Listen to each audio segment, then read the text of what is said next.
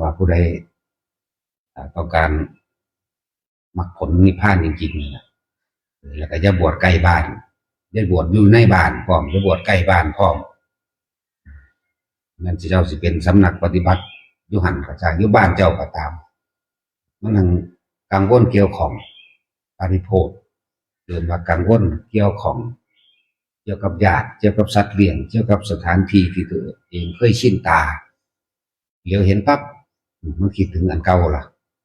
ดีก็ดีกับเบิ้งกูปรับปรุงบางหันดีบ่นอนนี่ดีบ่นอนไปเลยเด้เห็นน้ำให้น้ำหน้าน่ะรถมีกันนาจะซ่อมนั่นนี่เนาะว่าไปเด้เดี๋ยวก็เห็นลูกหลานมากคุยกันเรื่องนั้นเรื่องนี้เป็นจังไดผู้นั้นเป็นไดผู้นี้เป็นจังไดมันยังไปเกี่ยวของกันอยู่นะตามันเห็นหูมันได้ยินนี่แหละว่าถ้าจะเอาจริงนั่นน่ะจะอยู่บ้านจะใกล้บ้านพร้อมญาติมันเที่ยวมาหาไงให้ออกไปไกลบ้านนี่คือสำหรับผู้ที่เอาจริงหวังหมักผลจริงๆถ้าเฮ็ดเล่นๆครับแล้วแต่อันนี้เล่นๆถ้าจะเอาจริงแต่ว่าบวชเดือนหนึ่ง3 เดือนก็ได้ขอให้มันเป็นอุปนิสัยนั่นเอง